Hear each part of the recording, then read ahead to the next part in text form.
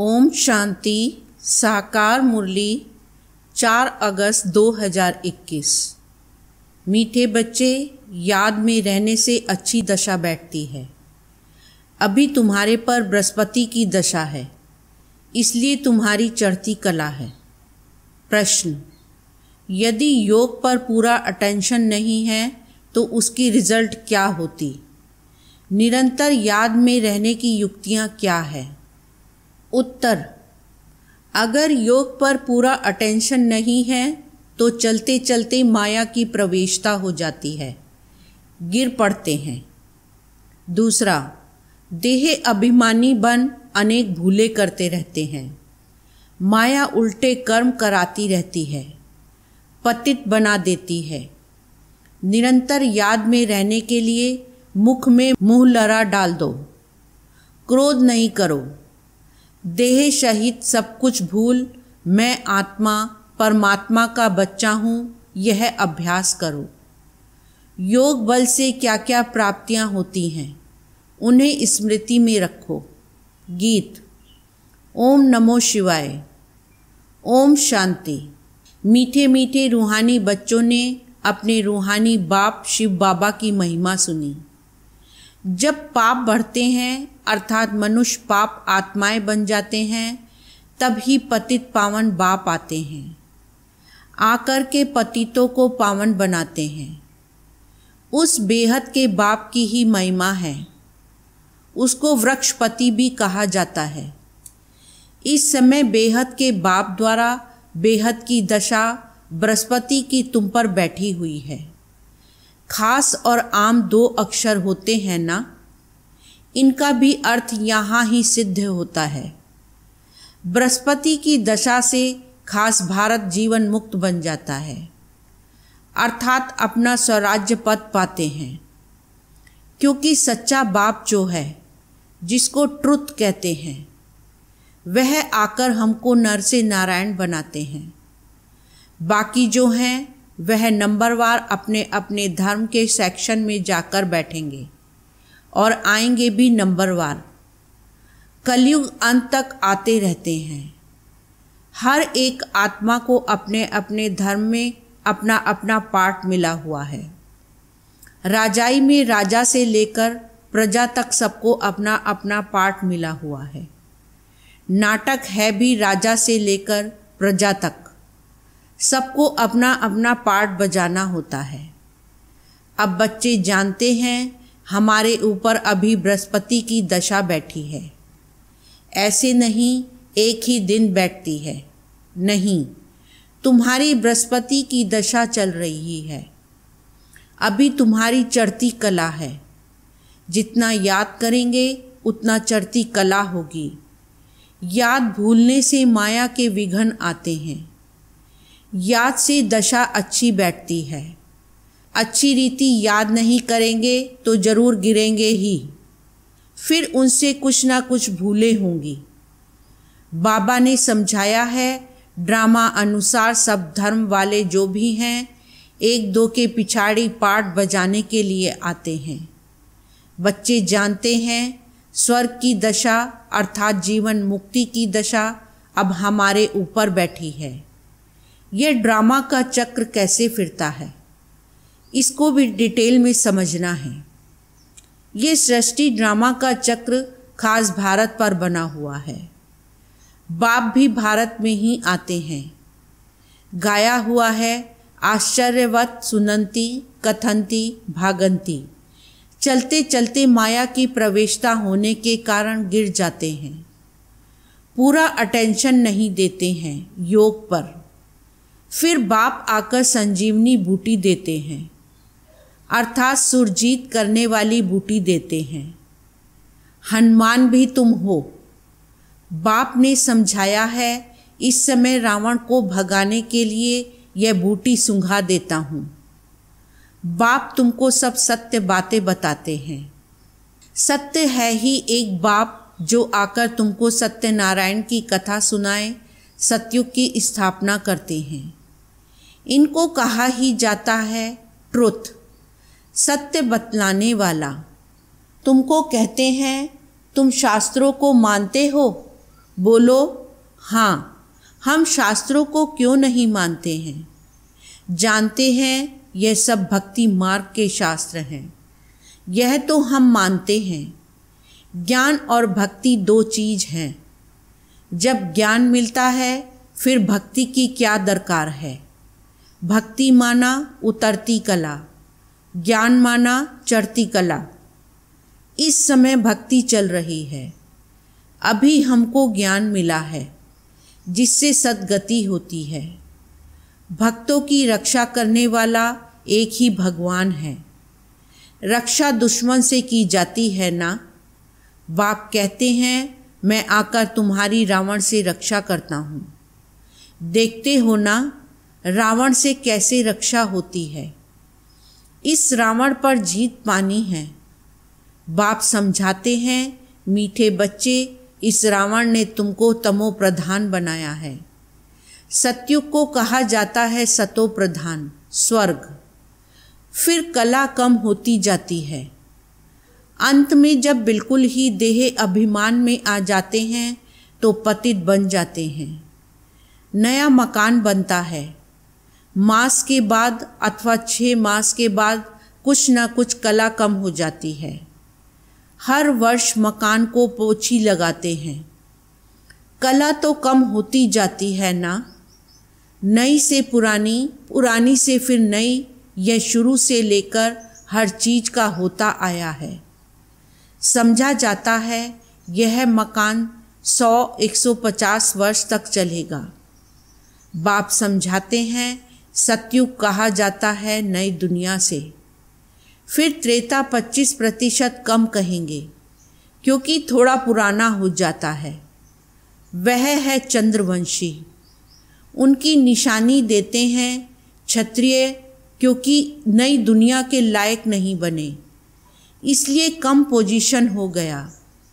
सब चाहते हैं कृष्णपुरी में जाएं। ऐसे थोड़े ही कभी कहते रामपुरी जाएं। सब कृष्णपुरी के लिए कहते हैं। गाते भी हैं ना, चलो वृंदावन भजो राधे गोविंद। वृंदावन की बात है, अयोध्या के लिए नहीं कहेंगे। श्री कृष्ण के ऊपर सबका बहुत प्यार रहता है। कृष्ण को बहुत प्यार से याद करते हैं। कृष्ण को देखते हैं तो कहते हैं इन जैसा पति मिले, इन जैसा बच्चा मिले, इन जैसा भाई मिले।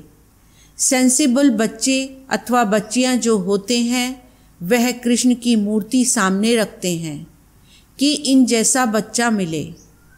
कृष्ण के प्यार में बहुत रहते हैं ना। सब चाहते हैं कृष्णपुरी। अभी तो है कंसपुरी, रावण की पुरी। कृष्णपुरी का बहुत महत्व है। कृष्ण को सब याद करते हैं। तब बाप कहते हैं तुम इतना समय याद करते आए हो, अब कृष्णपुरी में जाने का पुरुषार्थ करो। इनके घराने में तो जाओ। सूर्यवंशी 8 घराने हैं तो इनका पुरुषार्थ करो, जो राजाई में आकर राजकुमार से झूलो। यह समझ की बात है ना। बाप कहते हैं बच्चे जितना हो सके मन मना भव रहो। याद में ना रहने से गिर पड़ते हैं। ज्ञान कब गिराता नहीं। याद में नहीं रहते तो गिर पड़ते हैं। इस पर ही अल्लाह अवल दीन हातम ताई के नाटक भी बने हुए हैं। याद में रहने के लिए ही मुख में मुँह लड़ा डाल देते थे। किसको क्रोध आता है तो बोल पड़ते हैं, इसलिए कहते हैं मुख में कुछ डाल दो। बात नहीं करें तो क्रोध आएगा नहीं। बाप कहते हैं कभी भी कोई पर क्रोध नहीं करो, परंतु इन बातों को पूरा ना समझकर शास्त्रों में कुछ ना कुछ डाल दिया है। बाप यथार्थ बैठ समझाते हैं। बाप जब आएं तब तो आकर समझाएं। जो होकर जाते हैं उन्हों की महिमा गाई जाती है। टैगोर झांसी की रानी होकर गई, उनके फिर नाटक बनाते हैं। अच्छा शिव भी होकर गए हैं, तब तो शिव जयंती मनाते हैं ना। परंतु शिव कब आया क्या आकर किया यह पता नहीं। वह तो सारी सृष्टि का बाप है, जरूर आकर सबको सद्गति दी होगी। इस्लामी, बौद्धी आदि जो भी धर्म स्थापन करके गए हैं उनकी जयंती मनाते हैं। तिथि तारीख सभी की है, इनका किसको पता नहीं। कहते भी हैं क्राइस्ट से इतने वर्ष पहले भारत पैराडाइज था। स्वास्तिका जब बनाते हैं तो उसमें पूरे 4 भाग करते हैं। 4 युग हैं, आयु कम जास्ती हो ना सके। जगन्नाथपुरी में चावल का हंडा बनाते हैं, पूरे 4 भाग हो जाते हैं। बाप कहते हैं यह भक्ति मार्ग में अगड़म बगड़म कर दिया है। अब बाप कहते हैं देह सहित यह सब भूल जाओ, मैं आत्मा हूँ, परम पिता परमात्मा का बच्चा हूँ। यह अभ्यास रखो। बाबा स्वर्ग का रचयिता है तो जरूर हमको स्वर्ग में भेजा होगा, नर्क में तो नहीं भेजेंगे। बाप किसको भी नर्क में नहीं भेजते हैं। पहले पहले सब सुख भोगते हैं, पहले सुख पीछे दुख। बाप तो सबका दुख हरता सुख करता है ना। आत्मा पहले सुख फिर दुख देखती है। विवेक भी कहता है हम पहले सतो प्रधान फिर सतो रजो तमो में आते हैं। मनुष्य भी समझते हैं, विलायत वाले सेंसिबल हैं। वहाँ तो बॉम्ब्स ऐसे बनाते हैं जो फट से खलास हो जाएंगे, जैसे आजकल मुर्दे को बिजली पर फट से ख़त्म कर देते हैं। ऐसे बॉम्ब्स फेंकने से आग लग जाती है तो मनुष्य भी झट खत्म हो जाएंगे। भंबोर को आग लगनी है। तूफान ऐसे आते जो गांव के गांव खत्म हो जाते हैं। फिर उस समय ऐसा कोई प्रबंध नहीं रहता जो बचाव कर सके। विनाश तो होना ही है, पुरानी दुनिया खत्म होनी है। गीता में भी वर्णन है। बाप ने समझाया यूरोप वासी बॉम्ब्स ऐसे छोड़ेंगे जो पता भी नहीं पड़ेगा। तुम बच्चे जानते हो कल पहले भी विनाश हुआ था, अब भी होने वाला है। तुम भी कल पहले मुआफिक पढ़ रहे हो। धीरे धीरे झाड़ वृद्धि को पाता रहेगा। वृद्धि होते होते फिर स्थापना हो जाती है। माया के तूफान बहुत अच्छे अच्छे फूलों को भी गिरा देते हैं। योग में पूरा नहीं रहते हैं तो फिर माया विघन डालती है। बाप का बच्चा बन पवित्रता की प्रतिज्ञा कर फिर अगर विकार में गिरते हैं तो नाम बदनाम कर देंगे। फिर धक्का बहुत जोर से आ जाता है। बाप कहते हैं यह काम की चोट कभी नहीं खाना। बच्चे जानते हैं यहाँ रक्त की नदियाँ बहनी हैं। सतयुग में दूध की नदियाँ बहती हैं। वह है नई दुनिया, यह है पुरानी दुनिया। कलयुग में देखो क्या है। नई दुनिया के वैभव तो देखो, यहाँ तो कुछ भी है नहीं। बच्चियाँ साक्षात्कार में जाकर देखकर आती हैं। सूक्ष्म वतन में शुभी रस पिया, यह किया, वह सब साक्षात्कार होते हैं। बतलाते हैं हम मूल वतन में जाते हैं। बाबा बैकुंठ में भेज देते हैं। यह सब साक्षात्कार आदि की ड्रामा में नूंद है। इनसे कुछ मिलता नहीं है। बहुत बच्चियां सूक्ष्म वतन में जाती थीं, सुबी रस आदि पीती थीं। आज है नहीं। अच्छे अच्छे फर्स्ट क्लास बच्चे गुम हो गए हैं। बहुत ध्यान दीदार में जाने वालों ने जाकर शादी की। वंडर लगता है माया कैसी है, तकदीर कैसे उल्टी पलट जाती है। बहुतों ने अच्छे अच्छे पार्ट बजाए, बहुत मदद भी की आई वेल में, तो भी आज है नहीं। तब बाप कहते हैं माया तुम बड़ी ज़बरदस्त हो। माया से तुम्हारी युद्ध चलती है। इसको कहा जाता है योग बल की लड़ाई। योग बल से क्या प्राप्ति होती है यह किसको पता नहीं है। सिर्फ भारत का प्राचीन योग कहते हैं। मीठे मीठे बच्चों को योग के लिए समझाया जाता है। प्राचीन राजयोग गाया हुआ है। जो भी फिलोसफर आदि हैं, यह स्पिरिचुअल नॉलेज तो कोई में है नहीं। रूहानी बाप ही ज्ञान का सागर है। उनको ही शिवाय नमः गाते हैं, उनकी ही महिमा गाई है। बाप आकर तुमको कितना ज्ञान समझाते हैं। इसको ज्ञान का तीसरा नेत्र कहा जाता है। और कोई की ताकत नहीं जो अपने को त्रिकालदर्शी कह सके। त्रिकालदर्शी सिर्फ ब्राह्मण ही होते हैं, जिन ब्राह्मणों द्वारा यज्ञ रचा है। रुद्र ज्ञान यज्ञ है ना। रुद्र शिव को भी कहते हैं। अनेक नाम रख दिए हैं। हर एक देश में नाम अलग अलग बहुत हैं। सिवाय एक बाप के और किसी के इतने नाम हैं नहीं। बबुल नाथ भी इनको कहते हैं। बबुल उनको कहा जाता जिसमें कांटे होते हैं। बाबा कांटों को फूल बनाने वाला है, इसलिए उनका नाम बबुल नाथ रखा है। बॉम्बे में वहाँ बहुत मेला लगता है। अर्थ कुछ नहीं समझते।